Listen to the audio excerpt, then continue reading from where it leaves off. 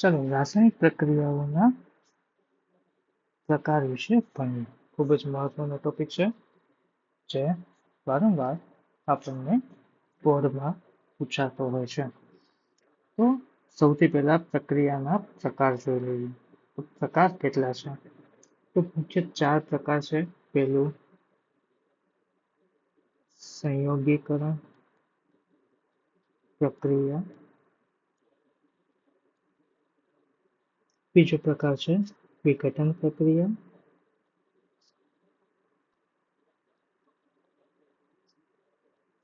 ત્રીજું વિસ્થાપન,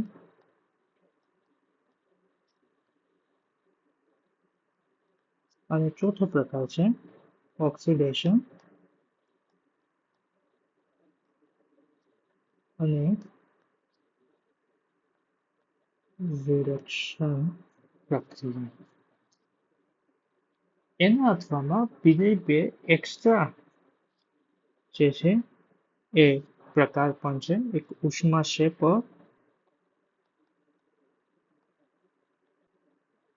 અને બીજો પ્રકાર છે ઉષ્મા શોષક પ્રક્રિયા. સામાન્ય રીતે બોર્ડમાં વારંવાર સંયોગીકરણ, વિઘટન પ્રક્રિયા, ઉષ્માક્ષેપક અને ઉષ્માશોષક અને ઓક્સિડેશન અને રિડક્શન ખૂબ જ પૂછાતા પ્રશ્નો છે 3 માર્ક્સની અંદર. તો ચાલો સૌથી પહેલા આપણે વાત કરવાની છે સંયોગીકરણ પ્રક્રિયાની.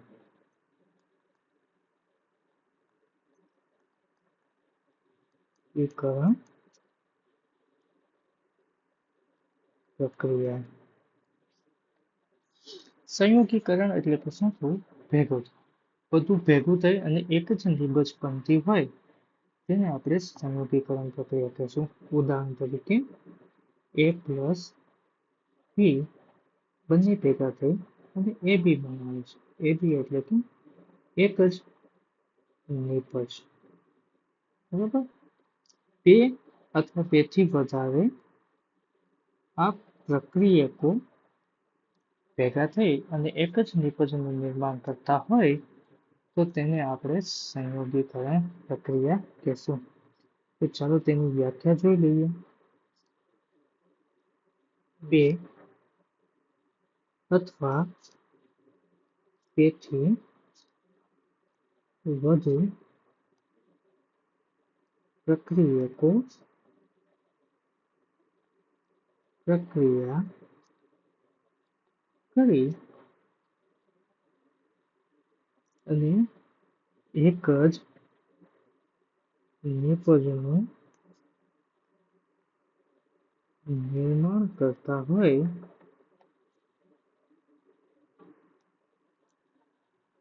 તેવી પ્રક્રિયાને આપણે સંયોગીકરણ પ્રક્રિયા તરીકે ઓળખીએ છીએ. ઉદાહરણ નંબર 1. સામાન્ય રીતે ચૂનાની પાણી સાથેની પ્રક્રિયા.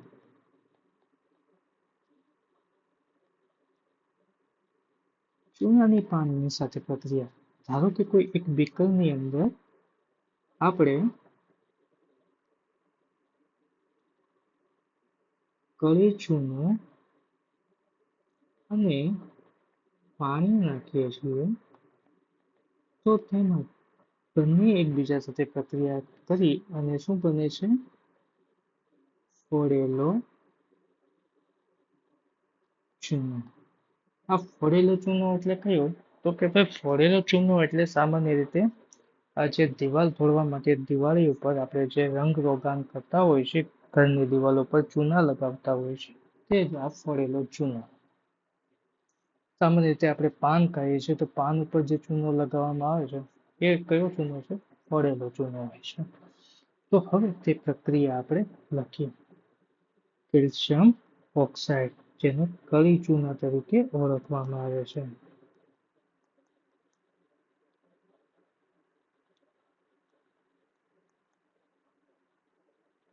કળી ચૂનાની પાણી સાથેની પ્રક્રિયા શું બનાવે છે? કેલ્શિયમ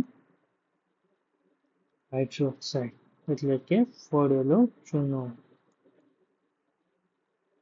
કેલ્શિયમ હાઇડ્રોક્સાઇડ જેને આપણે શું કહીએ છીએ તો કે ભાઈ ફોડેલો ચૂનો. કેલ્શિયમ ઓક્સાઇડને કરી ચૂના તરીકે પણ ઓળખવામાં આવે છે. આમાં તમે જોશો કે જે પાત્ર હોય છે પાત્ર કેવું થઈ જાય છે ગરમ થઈ જાય છે એટલે એનો મતલબ સાથે સાથે શું છૂટું પડે છે ઉષ્મા છૂટી પડે છે. બરાબર. તો આ ઉદાહરણ જોયું કે બે અથવા બેથી વધારે પ્રક્રિયકો મળી અને એક જ નિપજનું નિર્માણ કરતા હોય. તેનું બીજું ઉદાહરણ છે કોલસાનું દહન.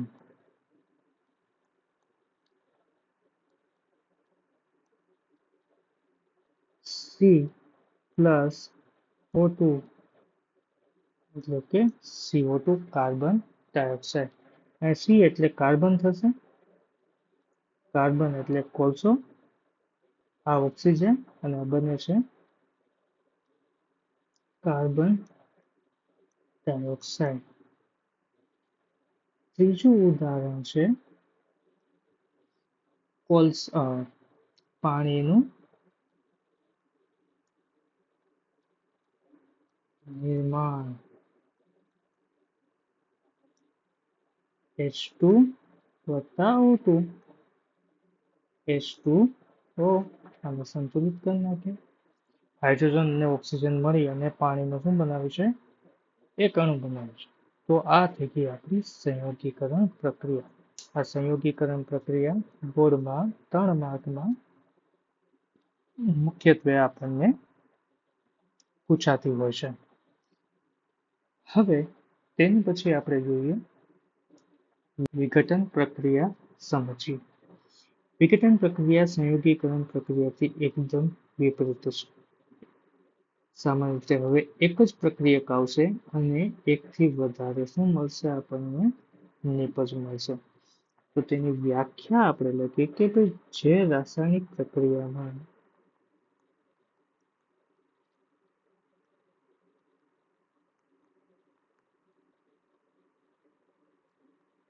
એક જ પ્રક્રિયકમાંથી બે અથવા બેથી વધુ નિપજ મળે તે પ્રક્રિયાને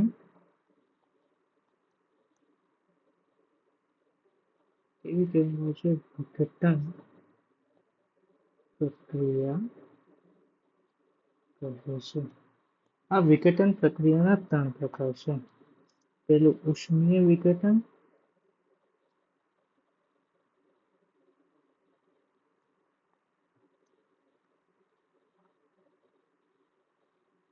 બીજો પ્રકાર છે પ્રકાશીય વિઘટન અને ત્રીજો પ્રકાર છે વિદ્યુત વિભાજન.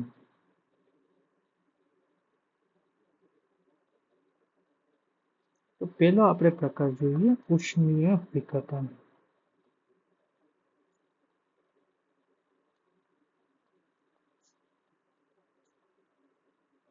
ઉષ્માના કારણે થતા વિઘટનને ઉષ્મીય વિઘટન કહે છે. સામાન્ય રીતે ઉદાહરણ નંબર 1 જોઈએ કે કેલ્શિયમ કાર્બોનેટને ગરમ કરતા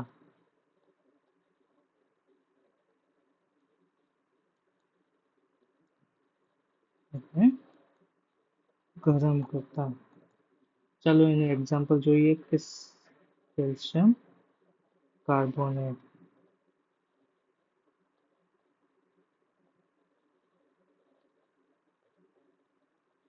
તેને શું કરવાનું છે ગરમ કરવાનું છે ઉષ્મા આપવાની છે.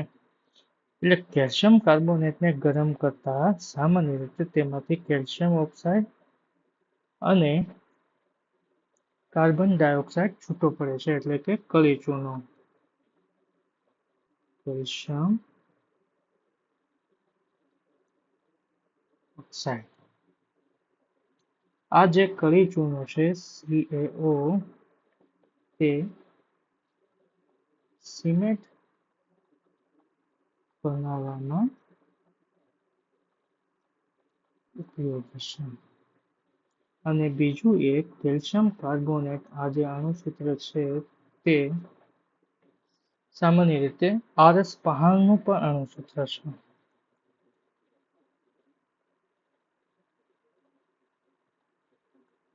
એટલે તમને એક્ઝામમાં પૂછી શકે કે ભાઈ RS પહાણનું સૂત્ર લખો તો CaCO3 કેલ્શિયમ કાર્બોનેટ. કેમ કે કેલ્શિયમ કાર્બોનેટ એ જુદો પદાર્થ છે અને RS પહાણ પણ જુદો પદાર્થ છે. અને એમ કે સિમેન્ટ બનાવવામાં ઉપયોગી થતો પદાર્થનું નામ લખો તો CaO કેલ્શિયમ ઓક્સાઇડ. તે રાસાયણિક પ્રક્રિયાની વાત કરે તો આ લખવી પડે કે સિમેન્ટ બનાવવા માટે વપરાતી રાસાયણિક પ્રક્રિયા લખ. તો બીજું ઉદાહરણ આપણે લખીએ. ચાલો, ફેરસ સલ્ફેટને ગરમ કરતા જ્યારે કસનળીની અંદર ફેરસ સલ્ફેટને ગરમ કરવામાં આવે છે FeSO4 ફેરસ સલ્ફેટ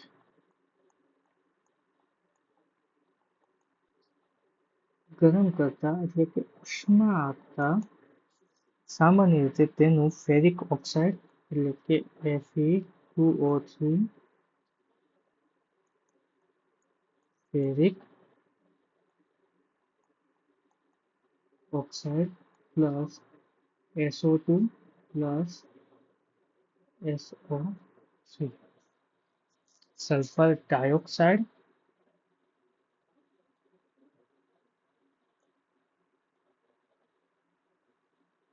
અને આ કહેવામાં આવે છે સલ્ફર ટ્રાયોક્સાઇડ.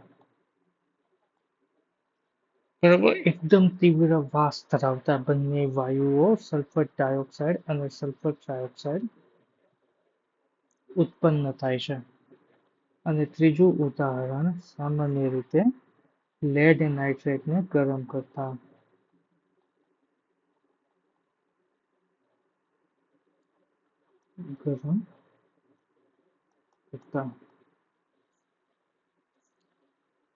તો PbNO3 twice. લેડ નાઇટ્રેટને આપણે ગરમ કરીએ એટલે તેમાંથી lead oxide plus nitrogen dioxide અને ઓક્સિજન જે છે મુક્ત થાય છે. ઓક્સિજન ડાયોક્સાઇડ, આ ઓક્સિજન લેડ ઓક્સાઇડ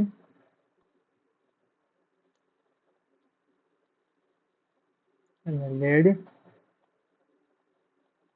નાઇટ્રેટ અને આપણે સંતુલિત કરી નાખીએ. ચાલો, FeSO4 ને પણ આપણે સંતુલિત કરી નાખીએ જેથી કરી અને આપણું સમીકરણ ખોટું પડે નહીં. તો આ થઈ ગઈ આપણી ઉષ્મીય વિઘટન પ્રક્રિયા. બીજી પ્રક્રિયા છે તેનું ઉદાહરણ છે સામાન્ય રીતે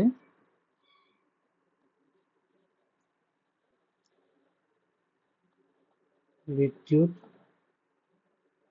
વિભાજન. વિદ્યુત દ્વારા થતું વિભાજનને શું કહેવામાં આવે છે? વિદ્યુત વિભાજન કહે છે. પાણીનું વિદ્યુત વિભાજન H2O તેમાં વિદ્યુત પ્રવાહ પસાર કરતા તેને હાઇડ્રોજન અને ઓક્સિજનની અંદર શું થાય છે? વિભાજન થાય છે. એટલે કે હાઇડ્રોજન વાયુ અને ઓક્સિજન વાયુ બંને કેવા થાય છે? છૂટા પડે છે. અને ત્રીજો પ્રકાર છે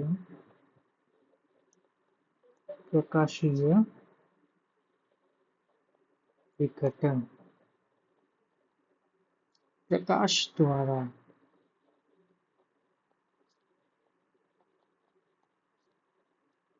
થતા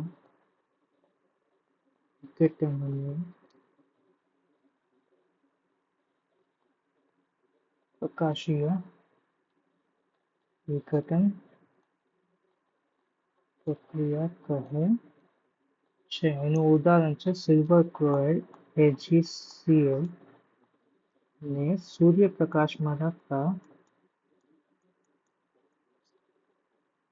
સિલ્વર અને ક્લોરીનની અંદર શું થાય છે? વિભાજન થાય છે. એવી જ રીતે સિલ્વર બ્રોમાઇડ AgBr ને પણ સૂર્યપ્રકાશમાં રાખતા તેમાંથી સિલ્વર અને બ્રોમાઇડ કેવા પડી જાય છે? છૂટા પડી જાય છે. સિલ્વર એટલે કે ચાંદી થાય છે. સામાન્ય રીતે લેબની અંદર જ્યારે તમે 11-12 સાયન્સમાં જશો ત્યારે તમને સિલ્વર ક્લોરાઇડ અને સિલ્વર બ્રોમાઇડની જે કેમિકલ રાખવા માટેનું જે બરણી હશે એ કાળા કલરની હશે. કાળા કલરની એટલા માટે રાખવામાં આવે છે કે જો સૂર્યપ્રકાશના સંપર્કમાં આવે તો તેમાંથી સિલ્વર એટલે કે ચાંદી અને ક્લોરીન અથવા સિલ્વર અને બ્રોમાઇડ આ બંને કેવું થઈ જાય છે? જુદું પડી જાય છે. અહીંયા એ વાત ખાસ જોવાની છે કે સિલ્વર ક્લોરાઇડ અને સિલ્વર બ્રોમાઇડ જે છે GCl અને AgBr આ બંને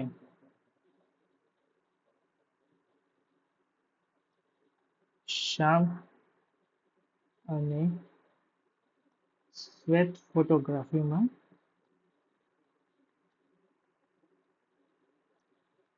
વપરાય છે.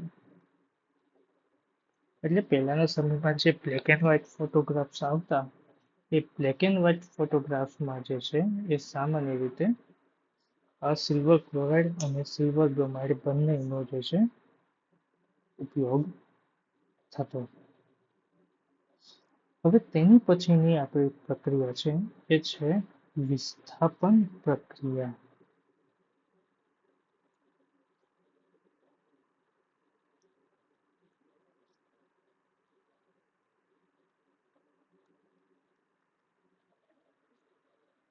તો વિસ્થાપન પ્રક્રિયા એટલે શું? તો કે ભાઈ જે રાસાયણિક પ્રક્રિયામાં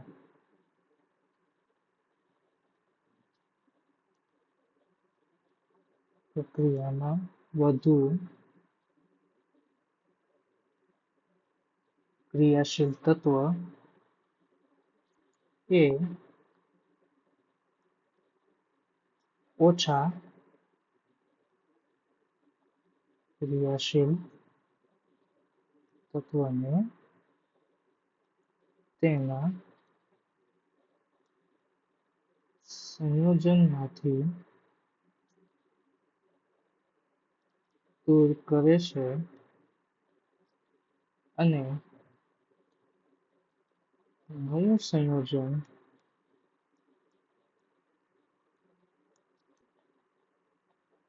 નિર્માણ કરે છે. તેને વિસ્થાપન પ્રક્રિયા કહે છે. ઉદાહરણ તરીકે સામાન્ય રીતે Fe એટલે કે આયન CuSO4 કોપર સલ્ફેટ સાથે પ્રક્રિયા કરતા આયન જે છે એ કોપર કરતા વધુ ક્રિયાશીલ તત્વ છે. એના કારણે જે છે તે શું કરશે? કોપરને દૂર કરશે એટલે FeSO4 આયન સલ્ફેટ બનાવશે અને કોપર શું થશે? જુદું પડશે. એવી જ રીતે બીજું ઉદાહરણ આપણે લઈએ તો ઝિંકની કોપર સલ્ફેટ સાથે પ્રક્રિયા કરતા ZnSO4 ઝિંક સલ્ફેટ અને કોપર શું થશે છૂટું પડશે એટલે આ ઝિંક જે છે એ કોપરની જગ્યા લઈ લેશે. બરોબર છે. એવી જ રીતે આપણે ત્રીજું ઉદાહરણ લઈએ તો ત્રીજું ઉદાહરણમાં લેડ Pb કોપર ક્લોરાઇડ સાથે પ્રક્રિયા કરશે અને સામાન્ય રીતે જે છે તે લેડ ક્લોરાઇડ બનાવશે અને કોપરને શું કરશે વિસ્થાપિત કરી દેશે. એટલે આમાં જોઈએ તો આયર્ન ઝિંક અને લેડ કોપર કરતા વધુ સક્રિય પદાર્થો છે. સામાન્ય રીતે આ સક્રિયતા જે શ્રેણી છે એ તમારે સામાન્ય રીતે ધાતુ અને અધાતુ તો વિદ્યાર્થી મિત્રો આપણે જોયું કે Fe વધુ સક્રિય છે, ઝિંક પણ વધુ સક્રિય છે, લેડ પણ કોપર કરતા વધુ સક્રિય છે. તો ખબર કેમ પડશે કે આ કોણ કોનાથી વધારે સક્રિય છે? તો એની માટે આપણે ધાતુની સક્રિયતા શ્રેણી જોવી પડે. જેમ કે આપણે પોટેશિયમની વાત કરીએ તો પોટેશિયમ સૌથી વધારે સક્રિય છે, તેનાથી ઓછું સોડિયમ છે, એનાથી કેલ્શિયમ ઓછું છે. પછી આવે છે મેગ્નેશિયમ, પછી આવે છે એલ્યુમિનિયમ, પછી આવે છે ઝિંક, ઝિંક પછી આયર્ન, આયર્ન પછી લેડ, લેડ પછી આવે છે હાઇડ્રોજન, હાઇડ્રોજનથી ઓછું કોપર, કોપરથી ઓછું જે છે એ સામાન્ય રીતે મર્ક્યુરી, મર્ક્યુરીથી ઓછું સિલ્વર અને સિલ્વરથી સૌથી ઓછું ગોલ્ડ એટલે કે સોનું હોય છે. સૌથી ઓછામાં ઓછા સક્રિય પદાર્થો સિલ્વર એટલે કે ચાંદી અને સોનું છે. ઘરેણા તરીકે પહેરવામાં શું કામ આવે છે? કેમ કે તે કોઈ સાથે રિએક્શન કરતા નથી ઝડપથી એટલા માટે, અને તે આપણા શરીરને કોઈ નુકસાન પણ પહોંચાડતા નથી. જ્યારે આ બધા તત્વો જે છે એ તરત જ સક્રિયતા ધરાવે છે, એટલે કોઈ તત્વ સાથે પ્રક્રિયા કરી શકે છે. જેમાં સૌથી વધારે સક્રિય પોટેશિયમ આવશે અને સૌથી ઓછું સક્રિય સોનું એટલે કે ગોલ્ડ આવશે. તો આ સક્રિયતા શ્રેણી ઉપરથી આપણને ખબર પડે કે કયો તત્વ સૌથી વધારે સક્રિય છે અને કયું તત્વ સૌથી ઓછું સક્રિયતા ધરાવે છે. હવે વિસ્થાપન પ્રક્રિયાનો બીજો પણ પ્રકાર છે, એ છે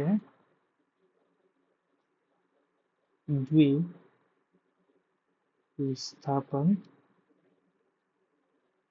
પ્રક્રિયા. દ્વિવિસ્થાપન પ્રક્રિયા એટલે ઉદાહરણ તરીકે આપણે જોઈએ કે સામે સામા આયનોની આપ-લે થતી હોય.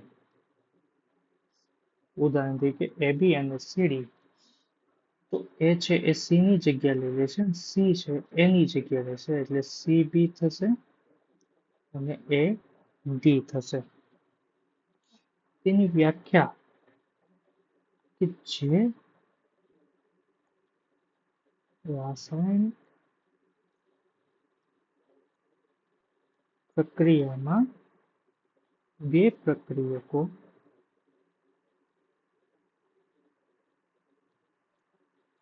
વચ્ચે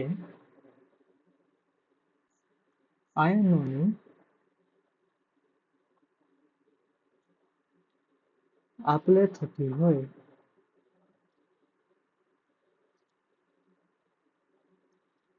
તેવી પ્રક્રિયાને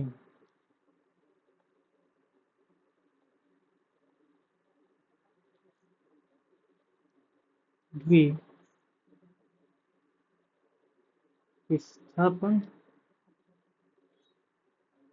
પ્રક્રિયા કહે છે. ઉદાહરણ તરીકે સોડિયમ Na2SO4 સોડિયમ સલ્ફેટ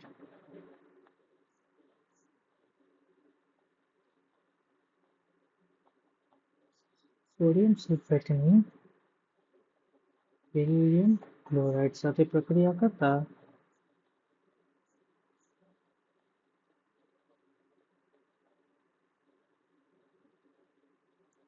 તમે જોઈ શકો કે સોડિયમ હવે બેરિયમની જગ્યાએ રહેશે ને બેરિયમ સોડિયમની જગ્યાએ રહેશે. એટલે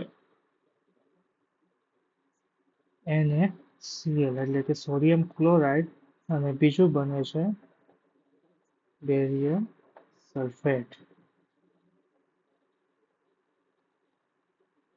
સોડિયમ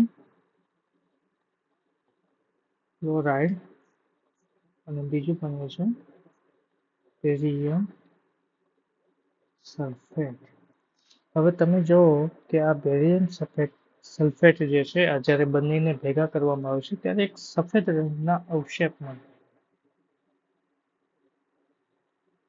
રંગના શું મળે છે અવક્ષેપ, જે પાણીમાં ઓગળતા નથી અને એકદમ ઘાટા રંગના હોય છે, જે પ્રવાહીમાં દ્રાવ્ય થતા નથી, અદ્રાવ્ય રહે છે.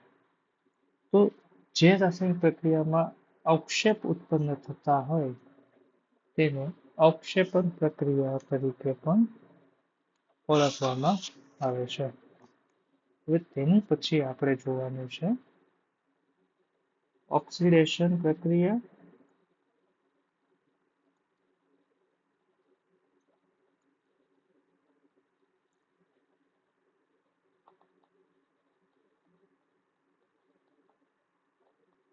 ઓક્સિડેશન એટલે શું? ઓક્સિડેશન એટલે કે જે રાસાયણિક પ્રક્રિયામાં ઓક્સિજન મેળવતું હોય અથવા હાઇડ્રોજનને ગુમાવતું હોય તેવી પ્રક્રિયા જે છે એ ઓક્સિડેશન પ્રક્રિયા તરીકે ઓળખવામાં આવે છે. સામાન્ય રીતે કોલસાનું દહન,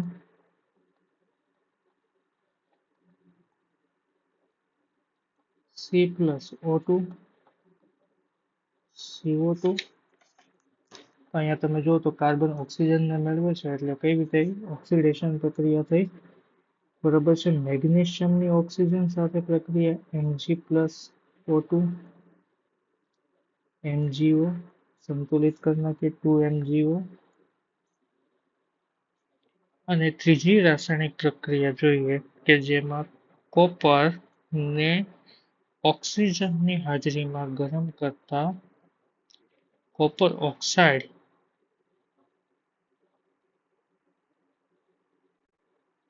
મળે છે એટલે કોપર કાળું પડી જાય છે. તો આ ઓક્સિડેશન પ્રક્રિયા છે. હવે આપણે રિડક્શન પ્રક્રિયા જોઈએ.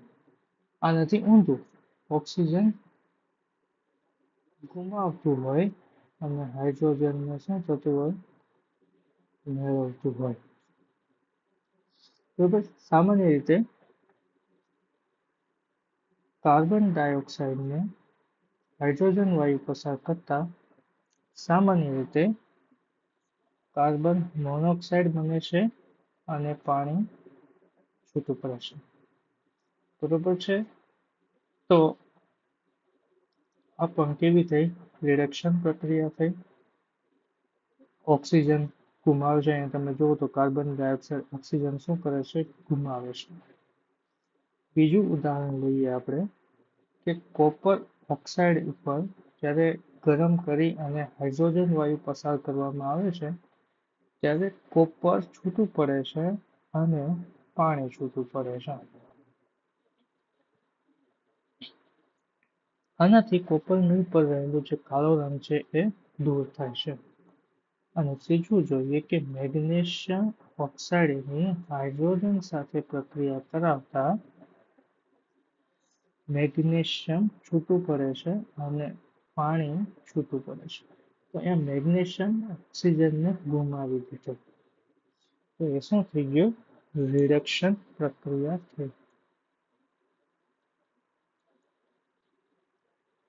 અને સામાન્ય રીતે બંને થતું હોય તેને રેડોક્સ પ્રક્રિયા કહેવામાં આવે છે. કે જે રાસાયણિક પ્રક્રિયામાં ઓક્સિડેશન અને રિડક્શન થતું હોય, બંને થતું હોય તેવી પ્રક્રિયાને શું કહેવામાં આવે છે રેડોક્સ પ્રક્રિયા કહેવામાં આવે છે. ઉદાહરણ તરીકે લઈએ કે જ્યારે કોપર ઓક્સાઇડ ને ગરમ કરી હાઇડ્રોજન વાયુ પસાર કરવામાં આવે છે બરાબર ત્યારે કોપર અને પાણી છૂટું પડે છે. આમાં તમે જોઈ શકો કે કોપરમાંથી ઓક્સિજન દૂર થાય છે. હવે ઓક્સિજન દૂર થાય એને આપણે શું કહીએ છીએ? રિડક્શન. શું કામ? કે ઓક્સિજનનું દૂર થાય છે. એવી જ રીતે અહીંયા તમે હાઇડ્રોજનમાં જુઓ તો હાઇડ્રોજનમાં ઓક્સિજન ઉમેરાય છે. હવે ઓક્સિજન ઉમેરાતું હોય તો તેને આપણે શું કહેશું? ઓક્સિડેશન પ્રક્રિયા. બરાબર. શું કામ? તો કે ઓક્સિજન ઉમેરાય છે.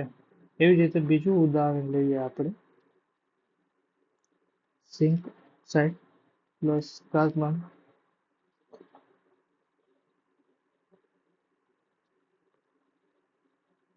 Zinc plus carbon monoxide. તો આમાં તમે જુઓ તો ઝિંકમાંથી ઓક્સિજન દૂર થાય છે અને આ કાર્બનમાં ઓક્સિજન ઉમેરાય છે. ઉમેરાય તો ઓક્સિડેશન અને ગુમાવે તો રિડક્શન પ્રક્રિયા થાય. તો આપણી મુખ્ય 4 ઓક્સિડેશન રિડક્શન પ્રક્રિયા, ઉષ્માક્ષેપક અને ઉષ્માશોષક પ્રક્રિયા વિશે હવે આપણે જોશું. તો પહેલા આપણે વાત કરશું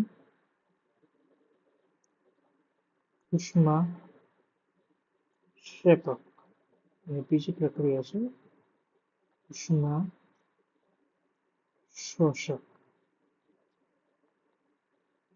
ચાલો, તફાવત રૂપે ઘણી વખત બોર્ડમાં પૂછાતું હોય છે કે ભાઈ જે રાસાયણિક પ્રક્રિયા દરમિયાન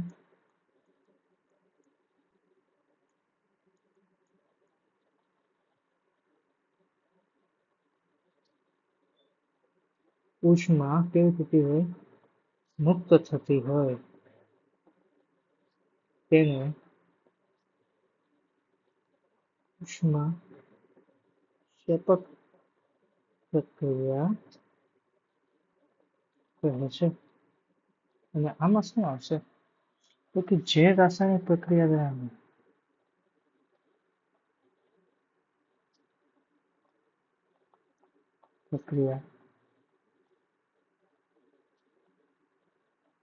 ઉષ્મા શોષાતી હોય તે પ્રક્રિયાને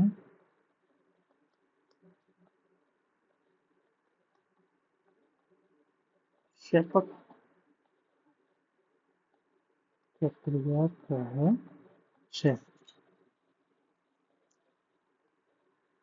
તેનું ઉદાહરણ લઈએ.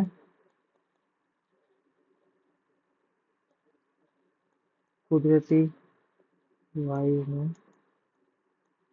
દહન બરાબર CH4 plus methane plus oxygen gives આપણને મળે છે શું? કાર્બન ડાયોક્સાઇડ અને પાણી. બીજું ઉદાહરણ લઈએ આપણે કોલસાનું દહન CO2. હવે આનું ઉદાહરણ લઈએ તો વિઘટન પ્રક્રિયાના જેટલા પણ ઉદાહરણ છે એ બધા જ ઉષ્માક્ષેપક પ્રક્રિયામાં જ છે કે ભાઈ કેલ્શિયમ કાર્બોનેટને ગરમ કરતા ઉષ્મા આપતા તેનું કેલ્શિયમ ઓક્સાઇડ અને કાર્બન ડાયોક્સાઇડની અંદર શું થાય છે? રૂપાંતર થાય છે. બરાબર. બીજું ઉદાહરણ લઈએ સામાન્ય રીતે પ્રકાશીય વિઘટન.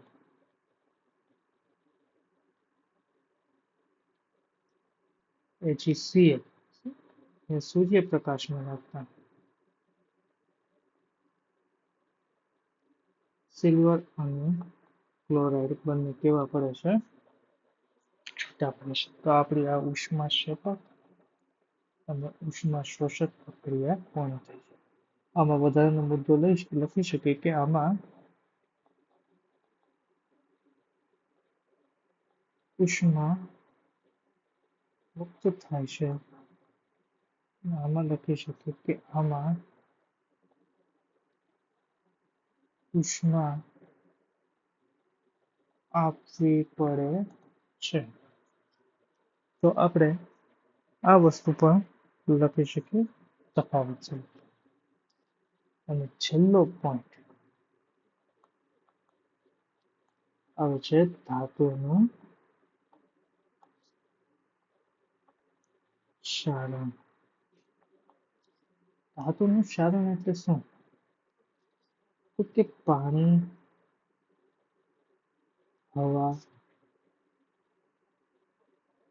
એસિડ કે ભેજ દ્વારા ધાતુનું ક્ષયન થાય છે. તેને આપણે ક્ષારણ કહીએ.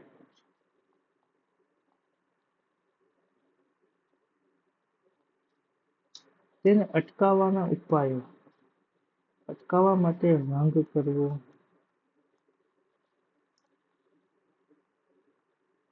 તેલ લગાવવું,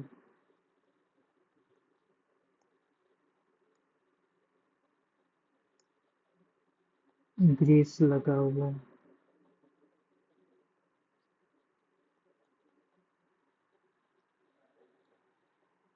સાથે સાથે ઝીંકનો પર ચડાવવો,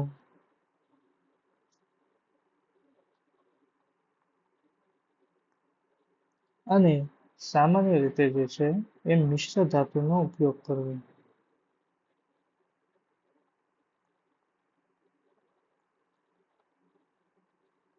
ઘણી વખત ધાતુનું ક્ષારણ 2 માર્ક્સમાં પૂછાતું હોય છે. તો સામાન્ય રીતે ધાતુઓને જે કાટ લાગવાની જે ઘટના છે તેને આપણે ધાતુઓનું ક્ષારણ કહીએ છીએ. ઘણી અન્ય ધાતુઓ પર કાટ લાગે છે, જેમ કે લોખંડ ઉપર કથ્થઈ રંગનું પડ ચડી જાય છે તો ધાતુનો કાટ કહેવામાં આવે છે. ચાંદી ઉપર કાળો રંગનું જે છે પડ ચડી જાય છે. તાંબામાં લીલા રંગનું પડ ચડી જાય છે. તો આ શું છે? બધું ધાતુનું ક્ષારણ છે, એટલે કે ધાતુ ઉપર કાટ લાગે છે. આ કાટ લાગવાના કારણે સામાન્ય રીતે ધાતુઓ જે છે એ ક્ષયન પામે છે, એટલે કે ખવાતી જાય છે. તેને અટકાવવા માટે આપણે રંગ લગાડવો જોઈએ, તેલ અથવા ગ્રીસ લગાડવું જોઈએ, ઝીંકનું પડ ચડાવવું જોઈએ, જેને આપણે ગેલ્વેનાઇઝેશન કહેવામાં આવે છે. મિશ્ર ધાતુનો ઉપયોગ કરવો જોઈએ કે જેથી કરીને ધાતુનું ક્ષારણ થતું જે છે અટકાવવું જોઈએ. કેમ કે ધાતુના ક્ષારણના કારણે સામાન્ય રીતે 10 વર્ષે હજારો લોખંડ અથવા અન્ય ધાતુઓના સ્પેર પાર્ટ આપણે બદલવા પડે છે. તો એ વસ્તુ ખૂબ જ સમાજને નુકસાનકારક છે અને તેની પાછળ ઘણા બધા ખર્ચા પણ થતા હોય છે. અને છેલ્લું ખોરાવપણું.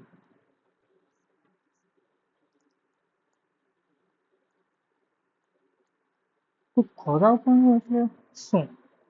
જો વિદ્યાર્થી મિત્રો, લોખંડનું ક્ષારણ અને ખોરાવપણું બે માર્ક્સની અંદર બોર્ડની અંદર પૂછાતા મુખ્ય પ્રશ્નો છે.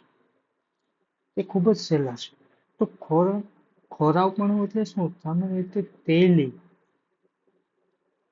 કે ચરબીયુક્ત પદાર્થને હવામાં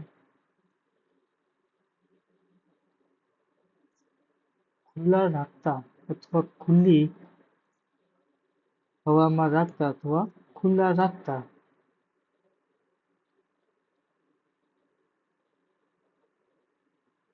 તે ઓક્સિજન સાથે પ્રક્રિયા કરે છે અને ખોરાક ખોરો પડે છે. તેનાથી સ્વાદ અને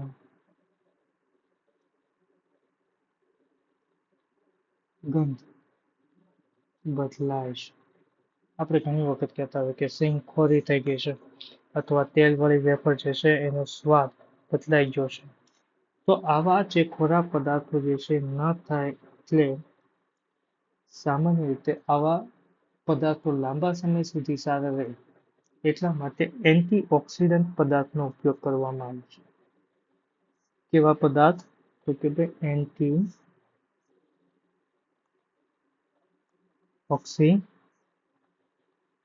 પદાર્થ.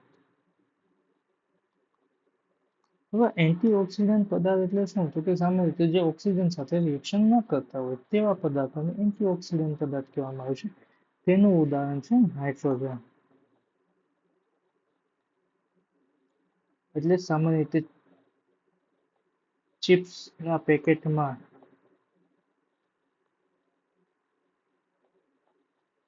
ચિપ્સ અથવા વેફર કે બીજી અન્ય ખાદ્ય પદાર્થોના પેકેટમાં તમે જોયું હોય તો હવા ભરેલી હોય છે. આ હવા જે છે એ હવા કઈ હોય છે? નાઇટ્રોજન વાળી હોય છે.